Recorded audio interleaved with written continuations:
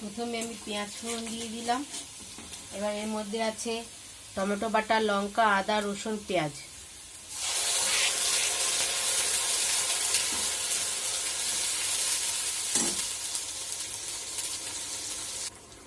এখানে লঙ্কার গুঁড়ো, নুন, ধনের গুঁড়ো, হলুদ গুঁড়ো, জিরের গুঁড়ো, সামান্য চিনি। এখন এগুলো সব একসাথে দিয়ে দেবো, দিয়ে একটু কষাতে থাকবো।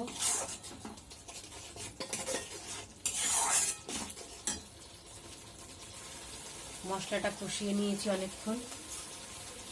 এবার দিয়ে দেবো বেগুন। বলাই হয়নি, আজকে রেসিপি হলো আমুদি মাছের বেগুন দিয়ে ঝাল চটজলদি।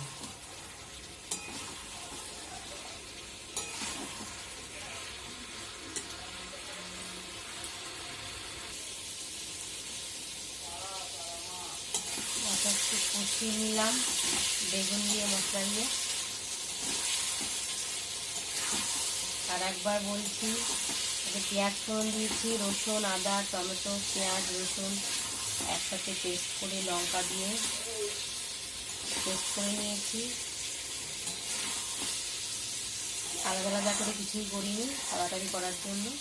তার মধ্যে দিয়েছি একটু ধনের গুঁড়ো, জিরের গুঁড়ো, হলুদ, নুন, সামান্য একটু লঙ্কার গুঁড়ো। পুরোটাই কাঁচা লঙ্কা, কিন্তু কালার করার জন্য একটু সামান্য লঙ্কার গুঁড়ো দিয়েছি। আমুদি মাছের ঝাল। দেখো, মাছটাকে হালকা সাঁতলে রেখেছি তেলে দিয়ে, কাঁচাই বলতে পারো, ভাজিনি।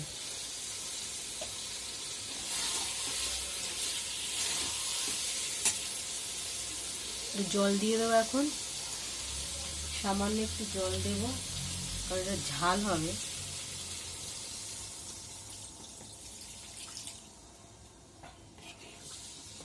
অনেকগুলো মাছ তো, তাই একটু জলটা বেশি দিলাম, সবগুলো হবে না।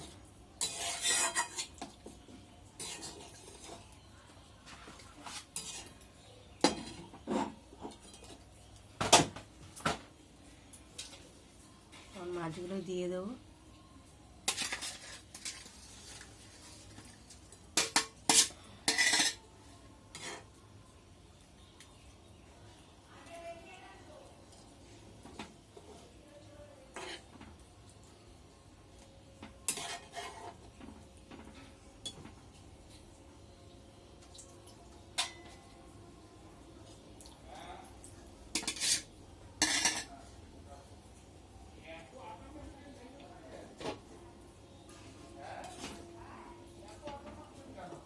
এবার একটুখানি ফুটতে দেবো।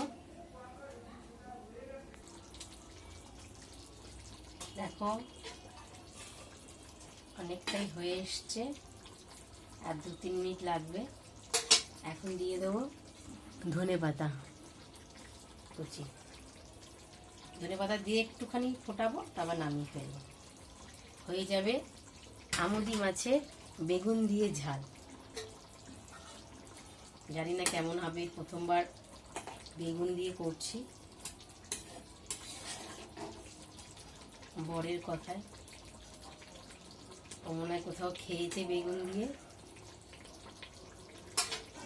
তাই বলেছে বেগুন দিয়ে করবে। তা ওই সবুজ কি বলে, কাটা বেগুন না কি বলে, সবুজ কালারের, এই সবুজ কালারের বেগুন।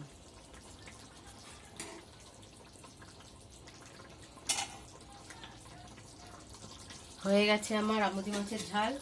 সামান্য একটু ঝোল ঝোল রেখেছি, কারণ রাতের বেলা আমাকে আবার গরম করতে হবে, তখন জল দিলে কাঁচা পানসে লাগবে, তাই এটুকু রাখছি।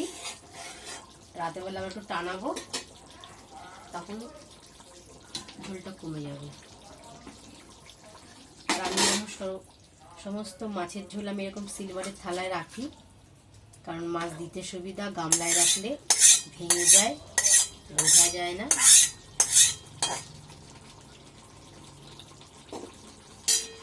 হয়ে গেছে আমার আমুদি মাছের ঝাল।